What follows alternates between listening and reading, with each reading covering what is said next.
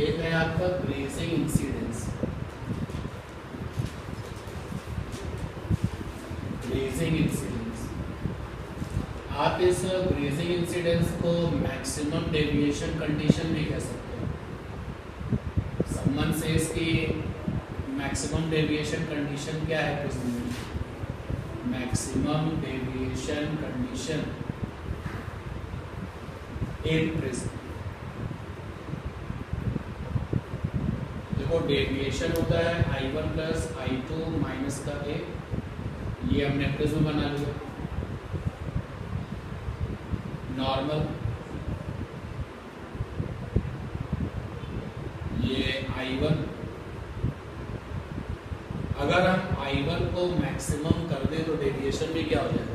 Maximum.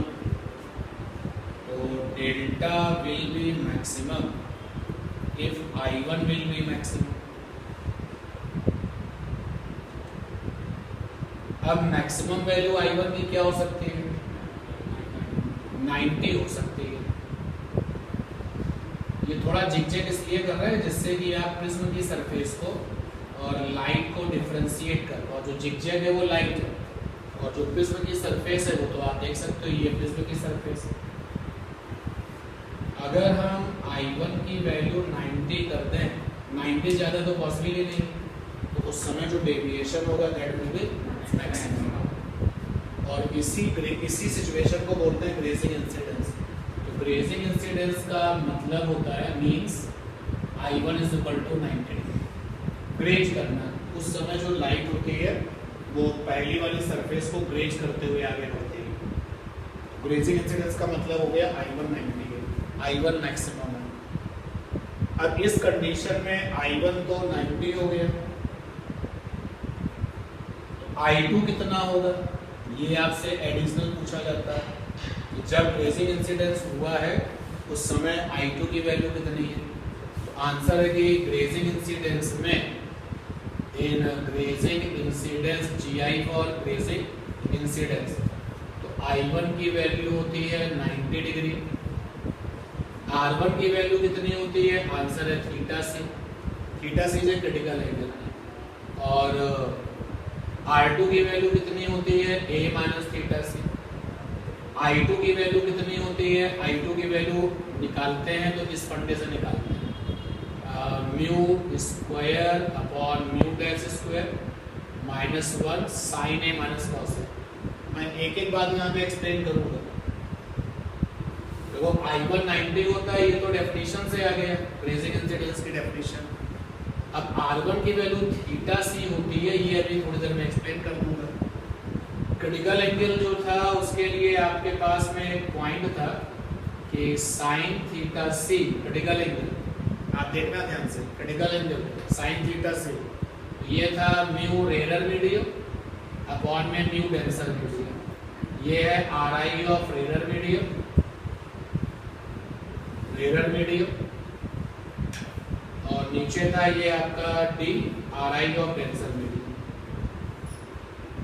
तो critical angle से जुड़ा हुआ ये फार्मूला था जो कि हमने यहाँ पर लिखा है।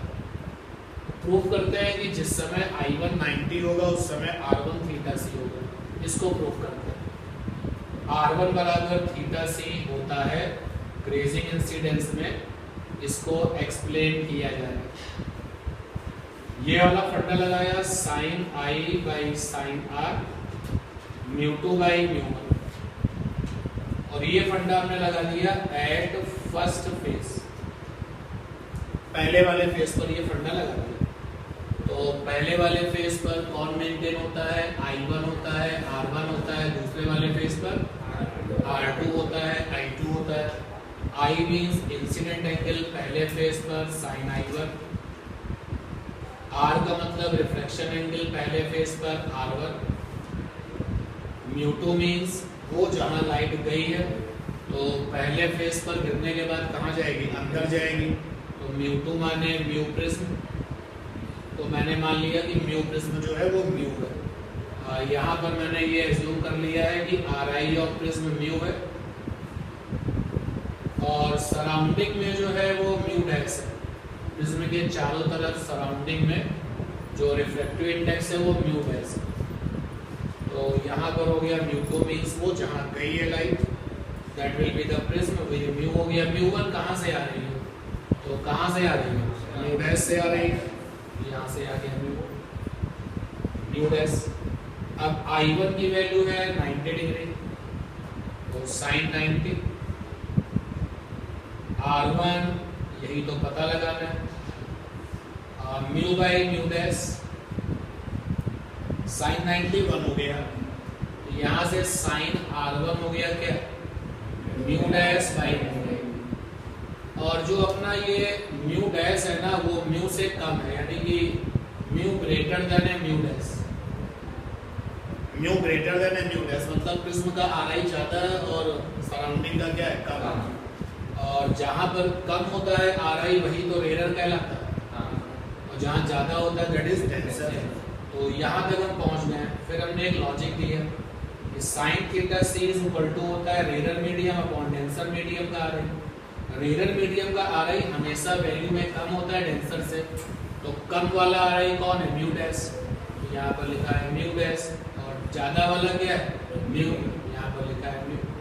ये देखो म्यू डैश बाई म्यू की जगह पे क्या लिख सकते हो, साइन थीटा सी, तो sign R1 is equal to हो गया sine theta C, R1 is equal to, proof हो गया, R1 is equal to theta C, ये प्रूफ हो गया। हमेशा के लिए जब आप न्यूमेरिकल कर रहे हैं तो फिर आप इसको प्रूफ नहीं करेंगे, आप सीधे जो है टू द पॉइंट चलेंगे।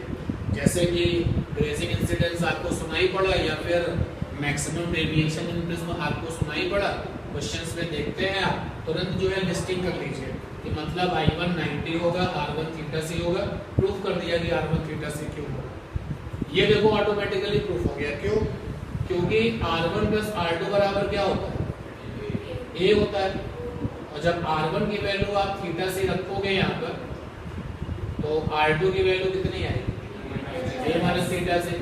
ये भी प्रूफ हो गया, अब केवल क्या रह गया, साइन I2 करते प्रूफ। आप यहाँ तक आइए पहले देखिए जरा, I2 भी निकाल के दिखाते हैं आपको, साइन I2 की वैल्यू कितनी आती है। साइन I2 के इस फार्मूले में वैल्यूज पुटअप करोगे तो I2 निकल आएगा। तो हमने ये फार्मूला लगाया, sine I by sine R is equal to mu 2 by mu 1, और ये फार्मूला लगा दिया एट सेकेंड फेस, सेकेंड वाले फेस पर। सेकेंड वाले फेस पर मैनेज होता है R2 और I2, और पहली वाली फेस पर होता है I1 और R1। तो I means incident angle second face पर क्या है, R2 है। R means refraction angle second face पर कौन है, I2। Now mu two is that where light go, तो सेकेंड वाले फेस से टकराने के बाद कहाँ गई, बाहर, जिसको भी तुमने म्यू डैश लिखा है। Mu 1 means medium from which light comes, कहाँ से आ रही है, प्रिज्म के अंदर से। अब R2 की वैल्यू है A माइनस थीटा से, ये देखिए R2 की वैल्यू कितनी है, A माइनस थीटा से, और यहाँ पर sine I2 mu dash by mu, यहाँ से साइन I2 आ गया mu by mu dash into sine A minus theta c, ठीक है ना, इसमें कोई दिक्कत तो नहीं। Sine I2 mu by mu dash into जो ये वाला टर्म है मैं इसको अलग से सॉल्व कर लेता हूँ, साइन A माइनस थीटा से क्या होगा, sine A cos theta c minus cos A sine theta से, साइन A माइनस थीटा से sine A cos theta c under root 1 minus sine square theta c, और यहाँ माइनस का cos A sine theta से, sine A minus theta से sine under root 1 minus sine square theta c. अब sign square theta सी है आपका, देखिए sign theta सी की वैल्यू कितनी है, म्यू डैश बाई म्यू, तो ये है आपका म्यू डैश बाई म्यू, यानी mu dash square upon mu square,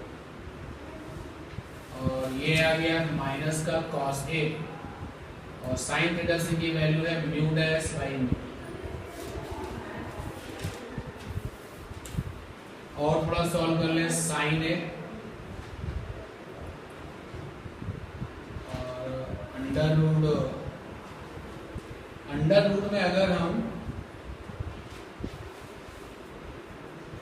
mu dash by mu common कर लें, आप जरा देखो बात को समझो और बताओ कि सही कि गलत है। हम जबरदस्ती इस अंडर रूट में म्यू डैश बाई म्यू का होल स्क्वायर कॉमन करना है नहीं कॉमन, फिर भी करना है, देखें क्या बचता है। अब म्यू डैश बाई म्यू का होल स्क्वायर कॉमन करना है।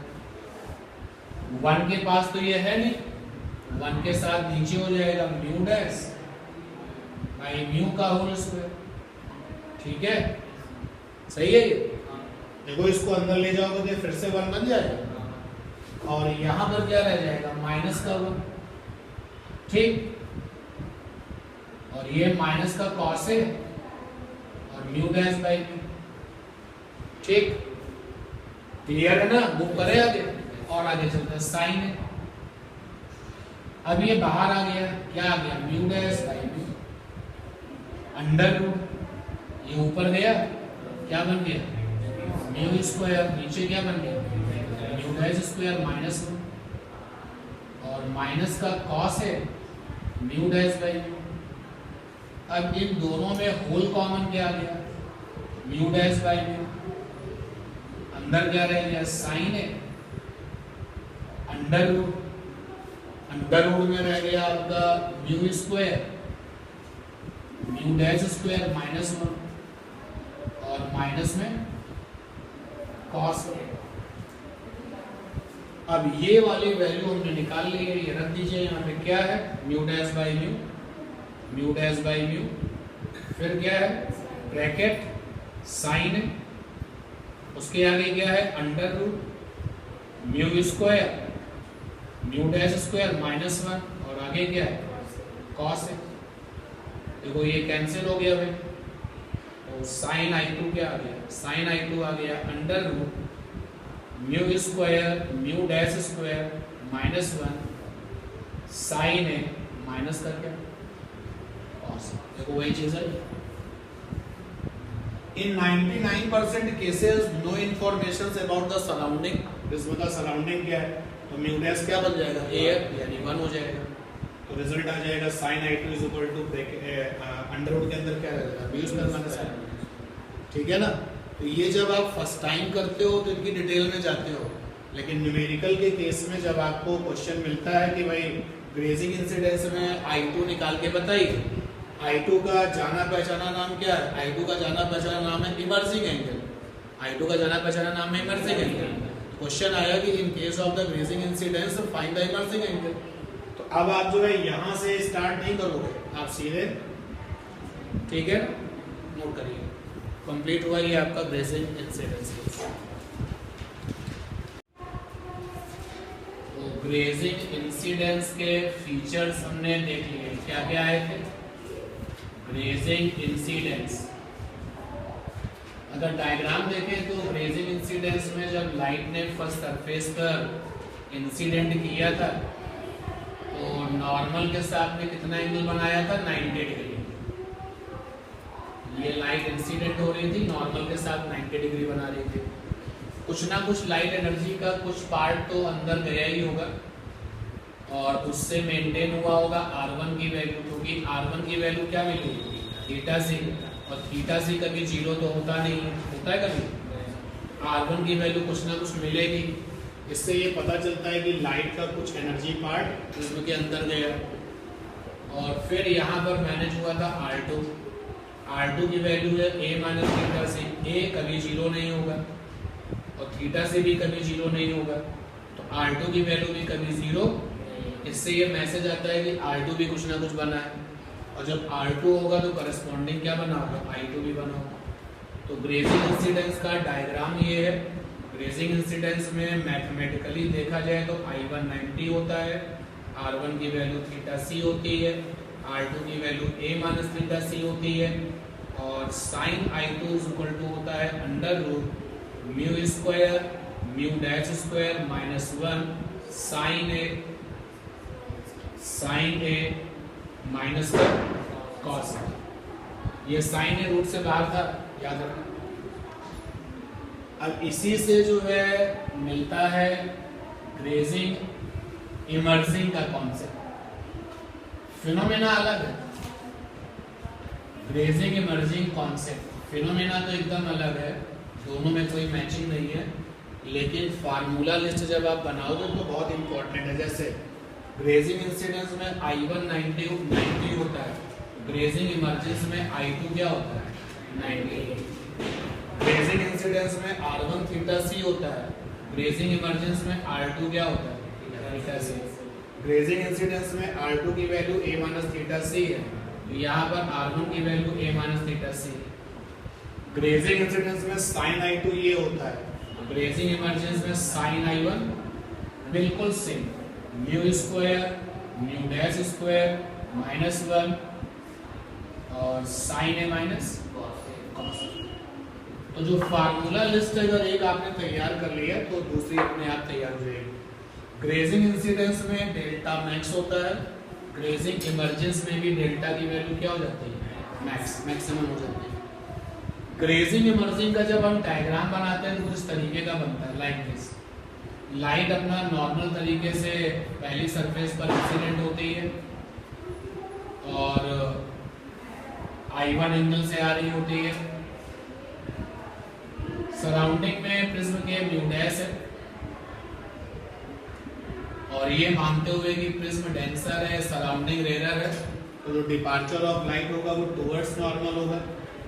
ये डिपार्चर हुआ लाइट का टुवर्ड्स नॉर्मल और ये R1 मेंटेन हो गया। फिर ये सेकेंड फेज पर लाइट गई तो फिर वहां से भी निकलने की तैयारी करेगी, फिर से नॉर्मल बनाया मैंने, ये R2 हो गया, ये ओरिजिनल बात हो गया। अब लाइट जब बाहर आई तो कुछ इस अंदाज में बाहर आई लाइक दिस।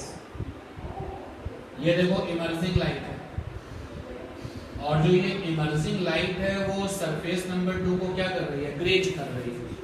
ग्रेज करना मतलब टच करते हुए आगे बढ़ना। तो ये जो एंगल बना ये I2 क्या बना 90 डिग्री। तो दोनों की फिनोमेना में कहीं कोई कंपैरिजन नहीं है, दोनों अलग अलग फिनोमेना हैं। अच्छा I2 अगर 90 हो गया तो I2 क्या हो गया मैक्सिमम हो गया एक तरीके से देखा जाए कि जनरल वे में जो I2 की वैल्यू है वो 90 ही बन सकती है। अगर I2 की वैल्यू 90 से ज्यादा हो जाएगा तो TIR का केस पहुंच जाएगा और डेल्टा इज इक्वल टू होता है I1 plus I2 minus A। तो I1 अगर मैक्सिमम बनेगा तब भी डेविएशन मैक्सिमम, और अगर I2 मैक्सिमम बनेगा तब भी डेविएशन मैक्सिमम। तो ये फीचर्स आपको जो है कंपेयर करके बता दें। इसको डिटेल में किया, सिमिलरली यू कैन गो ठीक क्लियर ये बात। अब एक सिचुएशन और सेट करते हैं और उस सिचुएशन का नाम है condition for no emergence. Condition for no emergence, no emergence in prism, यानी कि प्रिज्म पर लाइट को डाला जाएगा, प्रिज्म पर लाइट को डाला जाएगा लेकिन जो लाइट है वो प्रिज्म की सेकंड सरफेस से बाहर नहीं निकलेगी। ये प्रिज्म है, यहां पर हमने फोटोमीटर रख दिया है, फोटोमीटर, और हमने लाइट को प्रिज्म की पहली सरफेस पर डाला, इंसिडेंट किया। फोटोमीटर एक डिवाइस होती है जो लाइट की एनर्जी को कैलकुलेट करती है। कहीं पर भी अगर लाइट है तो फोटोमीटर बता देता है इतनी क्वांटिटी की लाइट यहाँ पर है, तो फोटोमीटर डाल दिया। तो फोटोमीटर में जो रीडिंग है वो 0 है। तो डिस्कशन ये करना है कि आखिर क्या हुआ, लाइट तो पहली सरफेस पर डाली गई और सब कुछ अगर रूलिंग के अकॉर्डिंग चले तो लाइट अंदर जाके सेकंड सरफेस से क्या होगी बाहर निकलेगी। अगर लाइट सेकंड सरफेस से बाहर निकली है तो फोटोमीटर पे कुछ ना कुछ वैल्यू आनी चाहिए, लेकिन फोटोमीटर क्या दिखा रहा है 0। तो ऐसी कौन सी कंडीशन है, ऐसी कौन सी कंसेप्चुअल सिचुएशन है कि लाइट को पहली सरफेस पर डाला तो गया है लेकिन वो सेकंड सरफेस से बाहर नहीं आ रही है, उन कंडीशंस पर बात करनी है। Conditions for no emergence, prism की पहली सरफेस पर लाइट को गिराया तो गया लेकिन सेकंड सरफेस से बाहर नहीं आ रही। ऐसा हो जाए इसकी दो कंडीशंस हो सकती हैं। पहली कंडीशन जरा देखते हैं, कंडीशन नंबर 1 कि अगर TIR take place from second surface. TIR का मतलब है कि बाउंड्री पर लाइट गिरती तो है लेकिन गिरने के बाद में वापस लौट आती है। TIR का मतलब ये है, if TIR take place from second surface, then there will be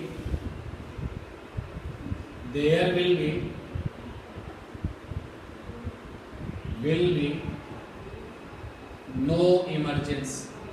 तो आप कितना भी कोशिश कर लो लेकिन आपको इमरजेंस नहीं मिलेगा। ये रहा आपका फर्स्ट सरफेस, ये रहा सेकेंड सरफेस, ये फोटोमीटर है क्योंकि इंतजार कर रहा है कि लाइट आएगी तो ये वैल्यू बता देगा। जब लाइट आएगी नहीं तो ये वैल्यू क्या बताएगा, 0। तो ये आपने पहली सरफेस पर लाइट को गिराया तो लाइट को सरफेस पर आपने गिरा दिया, ये तो डन हो गया। ये नॉर्मल आया, कितने एंगल पर आपने लाइट को डाला है, आपने कहा I1 एंगल पर डाला है क्योंकि अब ये सोच के चल रहे हैं कि सराउंडिंग में रेडर है, प्रिज्म टेंसर है, तो जो डिपार्चर ऑफ लाइट होगा वो कैसा होगा, टुवर्ड्स द नॉर्मल। ये ओरिजिनल रास्ता है जो कि लाइट छोड़ देती है और इसी फिनोमेना को रिफ्लेक्शन कहा जाता है। ये लाइट अपना डिपार्चर करके सेकेंड सरफेस तक पहुंची। अब ऐसा लगने लगा कि अब सेकेंड सरफेस पर पहुंची है तो बाहर निकल आएंगे। फिर यहाँ पर नॉर्मल बनाया, ये नॉर्मल बना लिया, ये R2 आ गया। तो अब लाइट कहाँ पहुंच चुकी है, सेकेंड सरफेस पर पहुंच चुकी है और सेकेंड सरफेस से लाइट बाहर नहीं गई बल्कि यहीं से रिफ्लेक्शन हो गया। अगर ये रिफ्लेक्शन हो गया है तो इसी फिनोमेना को क्या कहेंगे, TIR। देखो रिफ्लेक्शन और TIR में डिफरेंस है। TIR का फुल फॉर्म है टोटल इंटरनल रिफ्लेक्शन। रिफ्लेक्शन में तो लाइट को आप इंटेंशनली जानबूझ करके चिकनी चमकदार सरफेस पर गिराते हैं जिससे कि वो लौट जाए, लेकिन यहाँ पर जो सरफेस थी वो कौन सी थी, रिफ्रैक्टिंग, जिसमें क्या होता है लाइट गिरने के बाद में क्या करती है, अदर मीडियम में जाती है। लेकिन अगर सेकेंड सरफेस पे TIR हो गया यानी कि लाइट अदर मीडियम में ना जाकर के वहीं से वापस हो गई है तो ये TIR कहलाता है। तो if TIR take place from second surface then there will be no emergence। तो नो इमरजेंस हो। अब TIR जब होता है तो उसकी कंडीशन क्या है, TIR की कंडीशन क्या होती है, तो TIR की कंडीशन होती है कि अगर इंसिडेंट एंगल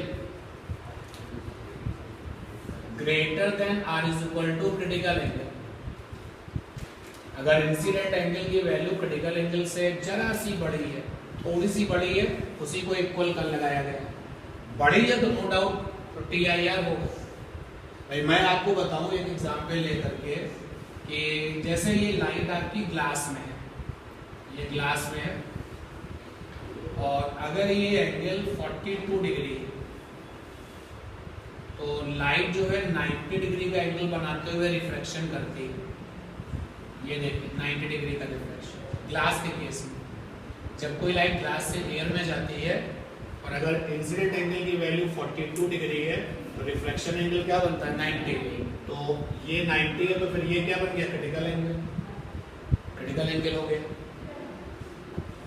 फिर एक बार वही ग्लास और हमने लाइट को भेजा है 42.001 डिग्री पर और आपने लाइट को भेजा है 47 डिग्री पर।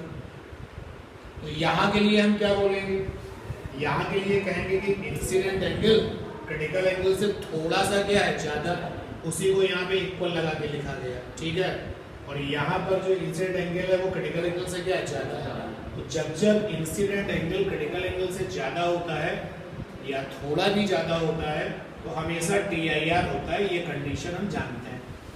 तो यहाँ पर जो है TIR हुआ है और ये R2 का ओरिजिनल नाम क्या है, इंसिडेंट एंगल। इससे ये मैसेज आ गया कि R2 जो है वो थीटा C से क्या होगा, ग्रेटर होगा या फिर क्या होगा स्लाइटली ग्रेटर, थोड़ा भी बड़ा होगा तो भी क्या बन जाएगा टी आएगा। तो अब कंडीशन नंबर 1 जो है उसको मैथमेटिकली कहो तो कैसे कहोगे, जब जब R2 की वैल्यू क्रिटिकल एंगल से क्या होगी बड़ी, थोड़ी सी भी बड़ी होगी यानी नियरली इक्वल, तो उस समय लाइट सेकेंड वाली सरफेस से बाहर नहीं निकलेगी, यानी कि इस वाले फोटोमीटर पर जो वैल्यू होगी कितनी होगी 0। क्वेश्चन है आपका conditions for no emergence in the prism. पहली कंडीशन डिस्कस हो चुकी है कि अगर कुछ इस तरीके की सेटिंग बन जाए, इस सेकंड सरफेस पर लाइट क्या कर दे TIR, तो कभी भी वो सेकंड सरफेस से बाहर नहीं निकलेगी, यानी कि इमर्जेंस कभी भी नहीं होगा। नोट करिए इतना पहले। और condition number 2 for the no emergence, when GI take place, GI full form क्या है, grazing incidence. When GI take place then we have nearly no emergence। तो हमें नो इमरजेंस वहां पर नियरली मिलता है, आइडियली नहीं लेकिन नियरली मिलता है। And we have nearly no emergence. आपको इस बात को समझाते हैं, मान लो मेरे पास में ये लाइट का सोर्स है, ये लाइट का सोर्स है, तो पहले मैंने इसको ऑन किया और फोटोमीटर पे लाइट इसकी गिरा दी, ये पता लगाने के लिए कि इसके पास कितनी एनर्जी लाइट है। तो लाइट के सोर्स की एनर्जी इस फोटोमीटर पर गिरी, सपोज कर लेते हैं वो 100 ल्यूमेन, जो लाइट की एनर्जी है वो ल्यूमेन में लिखी जाती है, ठीक। तो अब हमें ये पता चल गया है कि जिस लाइट सोर्स का हम यूज कर रहे हैं उसके पास में 100 ल्यूमेन एनर्जी है, लाइट की 100 ल्यूमेन एनर्जी है। अब इस लाइट के सोर्स को हमने ग्रेजिंग इंसिडेंस पे सेट कर दिया, ये प्रिज्म था और लाइट का सोर्स सेट कर दिया गया। तो 100 ल्यूमेन की एनर्जी सरफेस नंबर 1 पर ग्रेज कर रही है, सरफेस नंबर 1 पर ग्रेज कर रही है, यानी कितने डिग्री पर, 90 डिग्री पर, I1 90 है। फिर हमने यहाँ फोटोमीटर देखा, इधर फोटोमीटर जो लगा रखा है, तो फोटोमीटर को जब देखा तो फोटोमीटर ने वैल्यू बताई, तो यहाँ पर जो वैल्यू आ रही है वो very very poor, very very poor. अब चलो समझाने के लिए मान लेते हैं कि जो वैल्यू यहाँ पर मिली है वो है 0.0001 ल्यूमेन। तो ये देख करके हम लोगों का दिमाग खराब हो गया कि हमने तो इंसिडेंट कराया है 100 ल्यूमेन और जो बाहर निकल के आ रहा है वो क्या है, इतना खराब इंटेंसिटी निकल के आ रहा है। तो हमने इसको क्या किया, इग्नोर किया और ये फेमस किया कि लगभग यहाँ पर क्या नो इमरजेंसी। पहला वाला केस जो है वो आइडियल नो इमरजेंस है और ये वाला जो केस है वो अप्रोक्सीमेटली नो इमरजेंस है। अच्छा, थोड़ी बहुत लाइट जो इग्नोर हमने कर दी है वो गई है और बाहर भी निकली है, इतनी कम इंटेंसिटी की है कि उसका मेरे लिए कोई मतलब नहीं है। तो जो ये R1 है वो क्या है, किसके इक्वल था, थीटा से, याद है ना। तो लीजिए अब आपके पास में दो कंडीशंस आ चुकी है नो इमरजेंसी। पहली वाली कंडीशन है जब सेकंड सरफेस पे TIR होता है जो कि आइडियली 100% नो इमरजेंस मिलता है, और दूसरी वाली कंडीशन है जब R1 की वैल्यू थीटा C होती है तो फिर आपको अप्रोक्सीमेटली क्या मिलता है, नो इमरजेंस। क्लियर ये बात। अब हमने इन दोनों बातों को कंपाइल किया, हम इस नतीजे पर पहुंच गए, रिजल्ट में आ चुके हैं कि in no emergence for given prism, in no emergence for given prism, जब गिवन प्रिज्म में नो इमरजेंस हुआ मतलब लाइट बाहर नहीं निकली, तो पहला तो है R1 greater than R is equal to theta c, ठीक है। एग्जैक्टली इसका मतलब तो ग्रेटर ही था ना, थोड़ा सा बड़ा था तो हमने क्या लगा दिया था, इक्वल, ठीक है। तो यहां पर हमने लिखा R1 ग्रेटर देन थीटा से, थोड़ा भी बड़ा है तो बड़ा ही ना, इस पर नो इमरजेंस होता है। तो ये इक्वेशन है फॉर नो इमरजेंसी। जब जब ये इक्वेशन होगी, सॉरी क्या कर रहे हो आप, R2 सेकेंड फेज की बात थी ना, तो R2 की वैल्यू क्या थी, greater than equal to theta C, और इस वाले इक्वल का मतलब भी क्या था, ग्रेटर ही था, तो हमने यहाँ पर हटा दिया ग्रेटर ही है क्योंकि, तो ये है इक्वेशन फॉर नो इमरजेंस। तो कहा कि ये जो इक्वेशन बोर्ड पे लिखी हुई है ये नो इमरजेंस को सपोर्ट करती है। बिल्कुल सही कह रहे हैं। और जो R1 बराबर थीटा सी है, तो हमने कहा भाई ये वाली जो इक्वेशन है, equation support no emergence, no emergence. But पहली वाली इक्वेशन 100% आइडियल है और दूसरी वाली इक्वेशन कैसी है, अप्रोक्सीमेशन। क्लियर ये बात। अब हमने इन दोनों इक्वेशंस को ऐड कर दिया, R1 प्लस R2, इधर थीटा से ऐड होगा तो यहाँ क्या आएगा, 2 थीटा से, बीच में साइन क्या लगा, ग्रेटर का या इक्वल का, या ग्रेटर इक्वल दोनों, कौन सा साइन लगेगा, ग्रेटर का लगेगा या इक्वल का लगेगा या ग्रेटर इक्वल दोनों लगेगा या फिर लेस या इक्वल ये लगेगा, always greater, not greater equal. जब कोई इक्वल वाली इक्वेशन और ग्रेटर वाली इक्वेशन ऐड की जाती है तो रिजल्ट हमेशा किसमें रहते हैं, ग्रेटर में। चलो एक एग्जांपल से आपको ये भी समझाते हैं। 7 ग्रेटर देन 5 एक्सेप्टेड और 2 बराबर 2 एक्सेप्टेड। चलो ऐड करते हैं, यहाँ 5 2 7 या 9 तो बोलो क्या, ऐसे कोई भी इक्वेशन बना लो, कितने बार भी बना लो। एक और बनाते हैं, 10 बराबर 10 एंड 5 ग्रेटर देन 1, ऐड करो, 10 और 1 15, क्या है, ऑलवेज ग्रेटर। तो यहाँ पे ग्रेटर होगा। और R1 प्लस R2 बराबर क्या है, A ग्रेटर देन 2 थीटा। तो अब क्वेश्चन वही है कि write the conditions for no emergence. आपने कंडीशन 1 लिखी, फिर कंडीशन 2 लिखी और हमने ये लिखी, तो हमने इसमें 1 और 2 दोनों इन्वॉल्व कर लिया ना, and that is why this is the equation जो कि किसको सपोर्ट करेगी, नो इमरजेंस। क्योंकि ये किससे बनी है, ये उन इक्वेशंस से बनी है जिन्होंने नो इमरजेंस दिया था, इसलिए इस वाली इक्वेशंस में भी क्या आएगा, नो इमरजेंस। तो ये भी आपका हो गया no emergence condition. No emergence condition कह लो, इक्वेशन कह लो, बाकी की नो इमरजेंस इक्वेशन। अब इसका जो है लुक बदल देता है, इस नो इमरजेंस इक्वेशन का लुक बदलता है। देखो कैसे, A ग्रेटर देन है 2 थीटा से, A/2 ग्रेटर देन थीटा से, दोनों तरफ का साइन ले लिया, sine A/2 greater than sine theta से, sine A/2 greater than sine theta से, क्या हो गया, म्यू डैश बाई म्यू।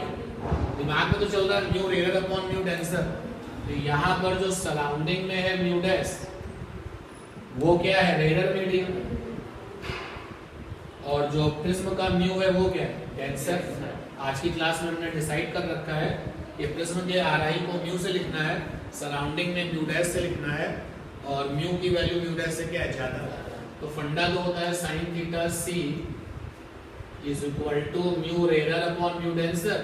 तो रेयर होता है कम रिफ्लेक्टिव इंडेक्स, डेंसर होता है ज्यादा, तो सेटिंग बनाना ठीक।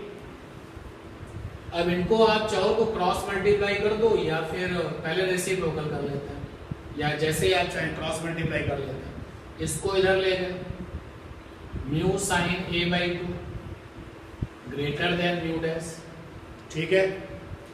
म्यू के साथ म्यू डैश को सेट कर दिया, greater than 1 upon sine A/2। तो ये फाइनल हुआ mu by mu dash greater then cosec A/2। ये भी किसकी कंडीशन आ गई, नो इमरजेंस। अगर आपको बातें करनी है पार्ट्स में नो इमरजेंस की, तो कंडीशन 1 और कंडीशन 2 इनको बताओ। लेकिन जब आपको कंपाइल वे में बात करनी है कि नो इमरजेंस की बात करते हैं लेकिन कंपाइल वे में, तो एक आपका इक्वेशन ये है जो 1 2 से आया है, कंडीशन 1 और 2 से आया है, और इसी से इसका लुक क्या हो गया, बदल गया। नोट कर लीजिए।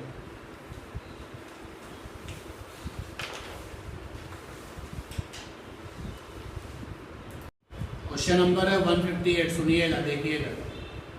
If the critical angle for the medium of A prism is C, capital C, and the angle of prism is capital A, then there will be no emergent ray when question में, question number 158 में आपसे कह रहा है कि आपके लिए prism angle capital A है, क्रिटिकल एंगल कितना है? क्रिटिकल एंगल है आपका C, हम लोगों ने थीटा C से लिखा था। अगर नो इमर्जेंस हो रहा है तो पहला ऑप्शन है कि A लेस देन 2C होगा, दूसरा ऑप्शन है A is equal to 2C होगा, तीसरा ऑप्शन है A ग्रेटर देन 2C होगा, और चौथा ऑप्शन है A लेस देन और इक्वल टू क्या होगा? 2C। अभी जस्ट हम लोगों ने देखा कि नो इमरजेंसी में क्या होता है? A greater than 2 theta C, theta C is C, यानी कौन सा ऑप्शन होगा? C। 158 के बाद नेक्स्ट कौन सा था? 162। देखिए क्वेश्चन क्या है। A glass prism refractive index 7/3 is dipped in water, refractive index 5/3 as shown in the figure. A light ray is incident normally on the surface AB.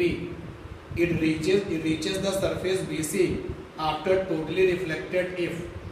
एक डायग्राम भी आपको दे रहा है 162 में। 162 में डायग्राम बना हुआ है, ये प्रिज्म है। क्वेश्चन में प्रिज्म का नाम है ABC और ये थीटा है, क्वेश्चन में मेंशन है ये बात। और प्रिज्म का जो RI है वो 7/3 है और ये जिसमें डूबा हुआ है that is the water. Water का जो RI है 5/3 है, वाटर का जो RI है 5/3 है।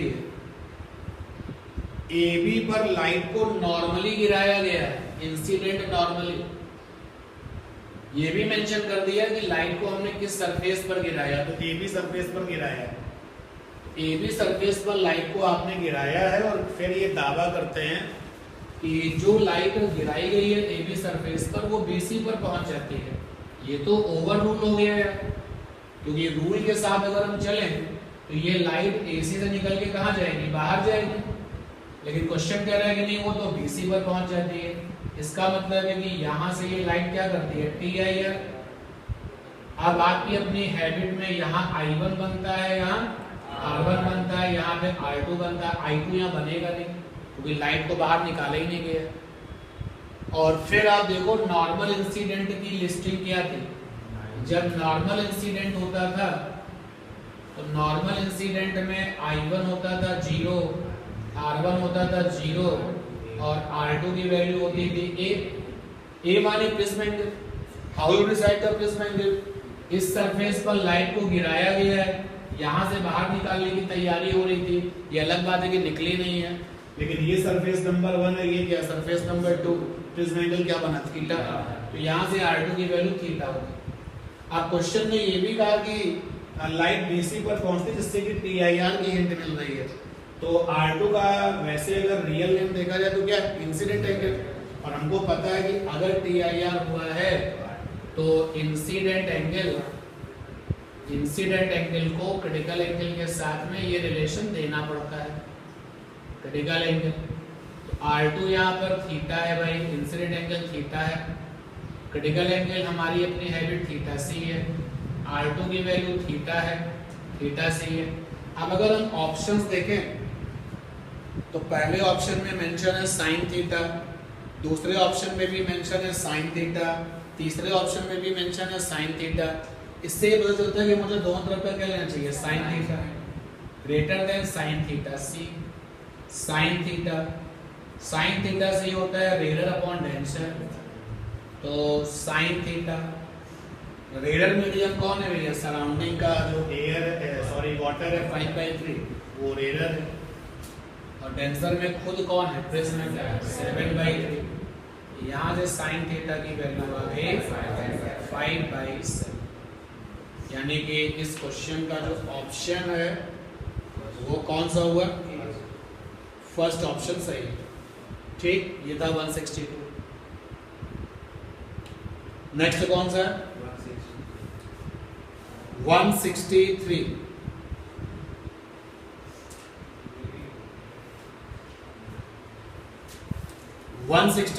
क्वेश्चन मैं पढ़ रहा हूं, आप देखिए, सुनिए और समझिए।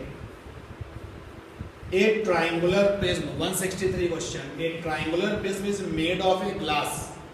Refractive index 1.5. A ray of light is incident at the first surface and there is no emergence from the second surface. तो 163 में एक बार फिर से उन्होंने नो इमर्जेंस कह दिया है।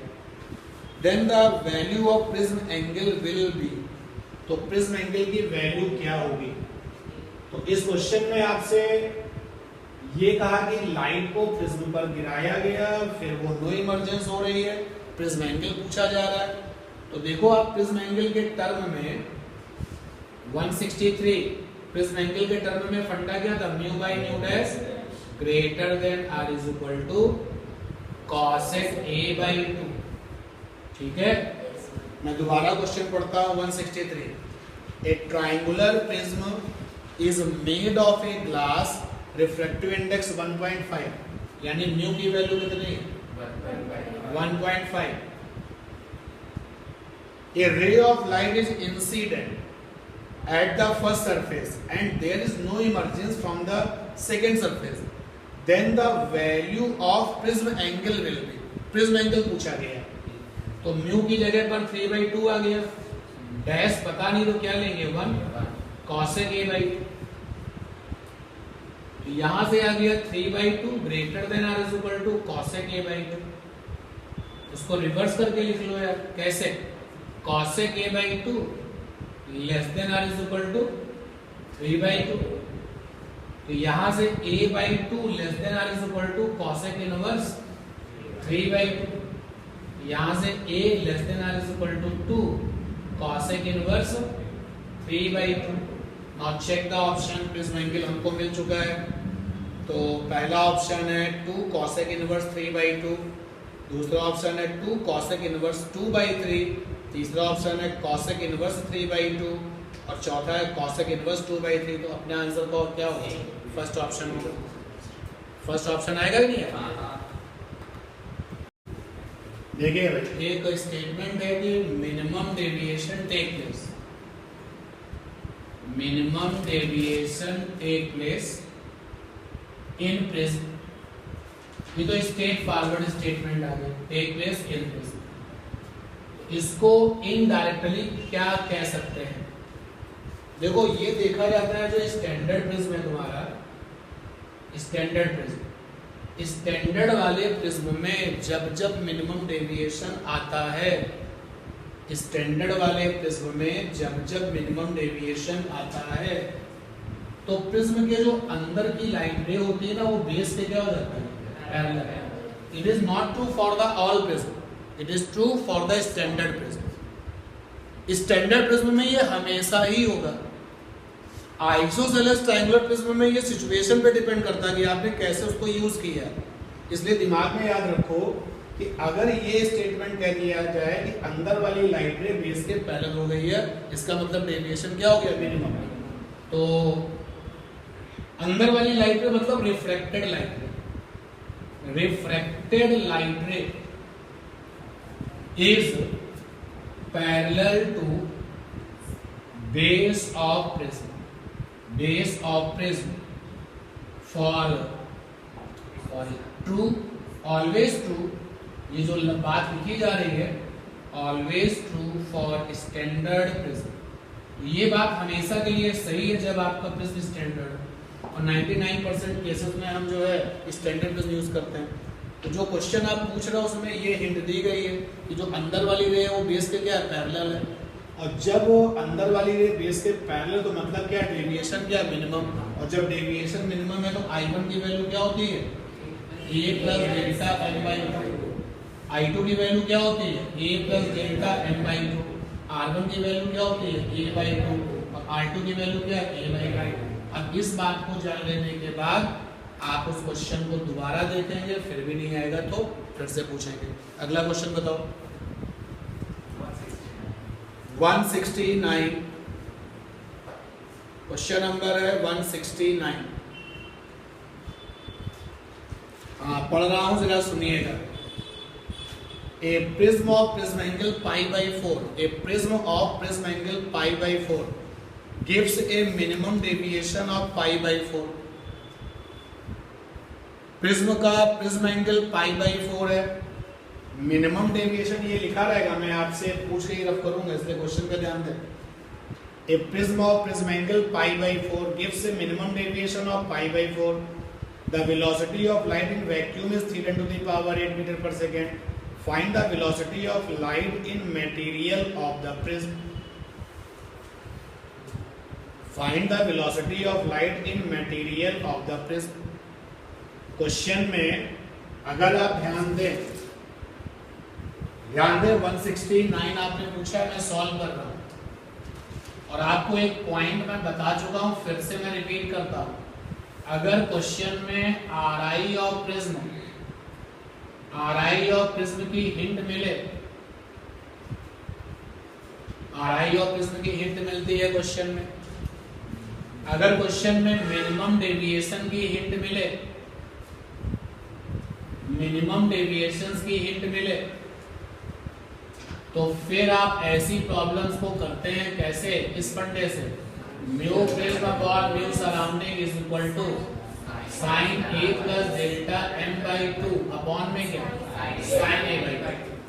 ठीक है ना बात। अब क्वेश्चन को मैं फिर से पढ़ता हूं, आप चीजों को समझिए। प्रिज्म एंगल पाई बाई 4 है, मिनिमम डेविएशन भी पाई बाई 4 है, gives the minimum deviation pi by 4, prism angle भी पाई बाई 4, मिनिमम डेविएशन भी पाई बाई 4। क्वेश्चन में मिनिमम डेविएशन है पाई बाई 4, प्रिज्म एंगल है पाई बाई 4, प्रिज्म एंगल है पाई by 4। Velocity of light in vacuum, vacuum में light की वेलोसिटी है 10⁸ मीटर पर सेकंड, 3 × 10⁸ मीटर पर सेकंड। तो प्रिज्म के मटेरियल में वेलोसिटी ऑफ लाइट क्या है, तो आपको पता है ना कि μ2 बाई μ1 क्या होता है, v1 बाई v2। μ2 माने म्यू प्रिज्म और μ1 माने म्यू सराउंडिंग, v1 माने v सराउंडिंग और v2 माने v प्रिज्म। रिप्लेस कर दो, यहां पर आ गया v सराउंडिंग, अपॉन में आ गया v प्रिज्म, और ये sine A plus delta m by 2 upon में साइन ए बाई 2। क्वेश्चन को आप जब पढ़ रहे हैं बार बार, तो सराउंडिंग में क्या है, वैक्यूम। सराउंडिंग में वैक्यूम है, तो देखो सराउंडिंग में वी सराउंडिंग कितना है, 3 × 10⁸, और वी प्रिज्म चाहिए साइन, देखो A means pi by 4, delta M means pi by 4 whole by 2 upon में sine A means pi by 4 upon में 2, तो 3 × 10⁸, नीचे है वी प्रिज्म। अब ये कितना हो जाएगा आपका, ऊपर हो जाएगा पाई बाई 2, नीचे फिर लाओगे तो पाई बाई 4, तो ऊपर आ जाएगा साइन पाई बाई 4, नीचे क्या आ जाएगा, साइन पाई बाई 8। क्या कहते हो, वी प्रिज्म निकल आएगा कि नहीं, वी प्रिज्म की वैल्यू निकल आएगी ना, क्योंकि all the remainings are known values, known और ये भी नोन। साइन पाई बाई 4 की वैल्यू कितनी होती है, पाई बाई 4 का मतलब है 45 डिग्री, तो 45 डिग्री की वैल्यू तो 1/√2 होती है, और ये पाई बाई 8 का मतलब कितना हो गया, 22.5 डिग्री। तो इसकी वैल्यू कितनी होती है, इसकी वैल्यू आपको प्रोवाइड की जाएगी। जब ये क्वेश्चन एग्जाम में बनेगा तो इसकी वैल्यू आपको प्रोवाइड की जाएगी, या फिर ट्रिग्नोमेट्रिकल टेबल आपको मिलेगी जिसमें आप 22.5 डिग्री की वैल्यू देख सकते हो। क्या इस क्वेश्चन में जो तुमने पूछा उसमें प्रोवाइड की गई है, की गई है क्या, तो वहां पर आप परेशान मत हो, वहां पर ये प्रोवाइड की जाएगी। इसका मतलब ये जो क्वेश्चन है किसी टेक्स्ट बुक का है, क्योंकि टेक्स्ट बुक की जो प्रॉब्लम्स होती है तो पीछे क्या होती है, टेबल दी जाती है, ये क्वेश्चन वहीं से निकाला गया होगा। टेबल तो छूट गई वहीं पीछे। तो क्वेश्चन जो आपने पूछा वो क्लियर हो गया कि नहीं? उसमें हमने निकाला था तो 2 × 10⁸ आ रहा था। क्या चीज? वो इसकी कैसे? अब इससे निकालोगे आप? तुमने कैसे निकाल लिया 2 × 10⁸? ऐसे ही कर दूंगा। सिंपल जनरल यही तरीका था। वैल्यू हमने वो कर लिया वो सपोज कर लिया जैसे इमेजिन किया होगा, सपोज एज्यूम किया होगा। नहीं तो 22.5 डिग्री यानी कि 20 कैसे एज्यूम करोगे? 0.4 है। चलो आप जरा ये मुझे स्पेस दो तो मैं देखता हूँ कब तक फिर 22.5 डिग्री की वैल्यू। देखिए मैं आंसर भी निकालता हूँ। 3×10⁸ ओके, वी प्रिज्म निकालना है। और अभी अभी हमने ये पता लगा लिया है कैलकुलेशन देख करके कि वैल्यू कितनी होती है 22.5 डिग्री की। sin π/4 की वैल्यू कितनी होती है? 0.71। 1/√2 याद है तो ठीक है, नहीं तो 1/√2 को और सॉल्व करोगे कितना आता है? 0.71। और sin π/8 का मतलब हो गया 22.5 डिग्री। इसका निकालोगे तो 0.38। तो वी प्रिज्म आ गया 0.38 इंटू में 3 इंटू में 10⁸ अपॉन में 0.71।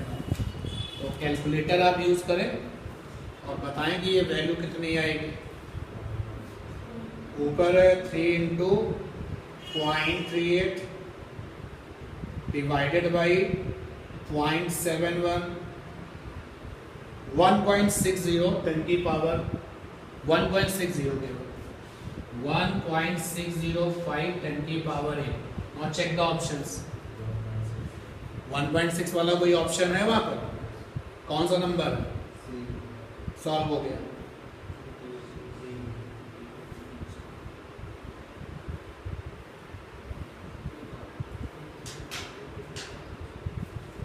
और बोलो नेक्स्ट। 173 जो लोग नोट कर रहे हैं इसको नोट कर लें।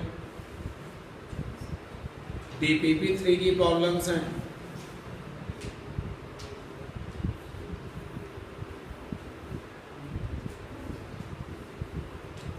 क्वेश्चन नंबर है 173। देखिए, critical angle for the material of the prism is 45 degree. Prism के मटेरियल के लिए क्रिटिकल एंगल 45 डिग्री दिया गया है and its refracting angle is 30 degree. Refracting angle का मतलब क्या होता है? Prism angle. A monochromatic ray goes out perpendicular to surface of emerges from the prism, then the angle of incidence of the prism will be। आपने अगर जज किया तो क्वेश्चन में नॉर्मल इमर्जेंस हो रहा है यार। जो लाइट निकल के बाहर आ रही है गोज आउट परपेंडिकुलरली, तो परपेंडिकुलरली सेकंड सरफेस से जब निकल के बाहर आ रही है तो सरफेस से अगर 90 बना रही है तो ये कौन सा केस है? नॉर्मल इमर्जिंग का केस है। तो क्वेश्चन नंबर है आपका 173।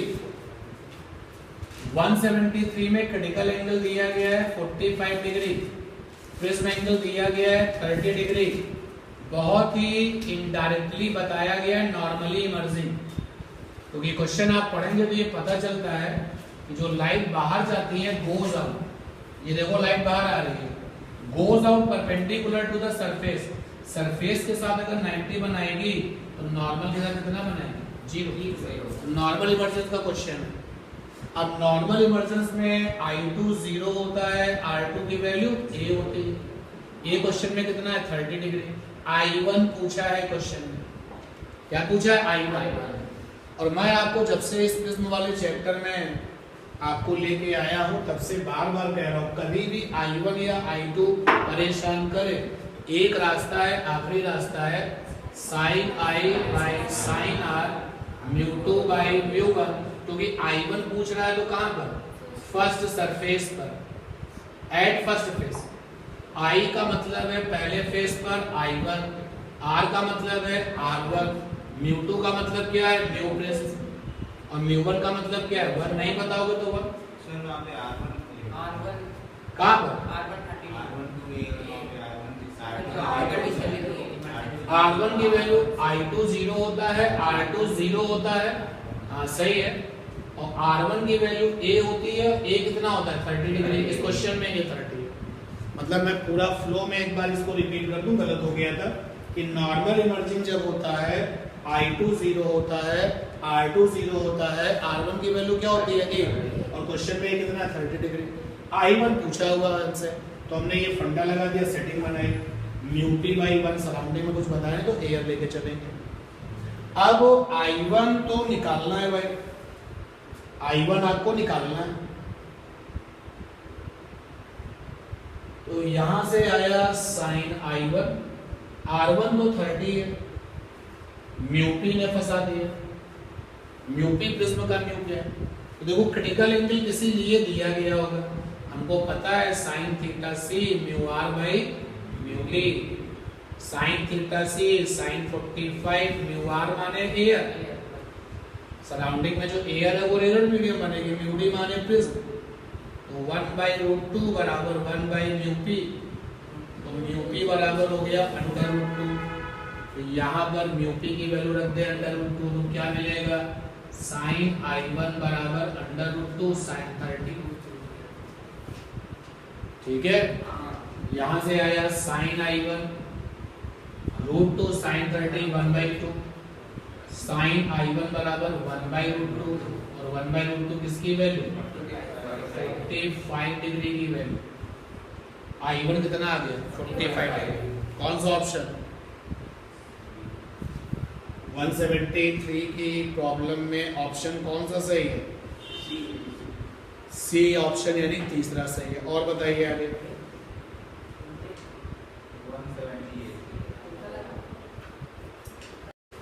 178 क्वेश्चन सुनिए क्या है, the angle of minimum deviation for the thin prism with respect to air and when dipped in the water will be, options दिए गए हैं 1/3, 1/4, 1/2, 1/8। कांच का जो रिफ्रैक्टिव इंडेक्स है वो 3/2 दिया गया है, और पानी का जो रिफ्रैक्टिव इंडेक्स है वो 4/3 दिया गया है। क्वेश्चन तुम्हारा क्या है मैं उसको डिटेल में एक्सप्लेन करता हूँ। क्वेश्चन है तुम्हारा 178, देखिए क्या क्वेश्चन है। क्वेश्चन आपसे ये कह रहा है कि एक थिन प्रिज्म है, ये थिन प्रिज्म है, कांच का बना हुआ है, और इसका जो RI है वो 3/2 है। पहले हमने मिनिमम डेविएशन निकाला जब सराउंडिंग में एयर था, ये अपने पास में थिन प्रिज्म था, इसके चारों तरफ एयर थी, तो एयर इसके चारों तरफ थी और मैंने मिनिमम डेविएशन निकाल लिया, जो भी आया होगा वो देखेंगे बाद में। फिर हमने मिनिमम डेविएशन फिर से निकाला, लेकिन अब हमारे थिन प्रिज्म के चारों तरफ क्या था, पानी था, वाटर था, तो अब हमने निकाला वाटर की प्रेजेंस में मिनिमम डेविएशन, पहले हमने निकाला था एयर की प्रेजेंस में, दोनों मिनिमम डेविएशन का रेशियो क्या है, ये क्वेश्चन है।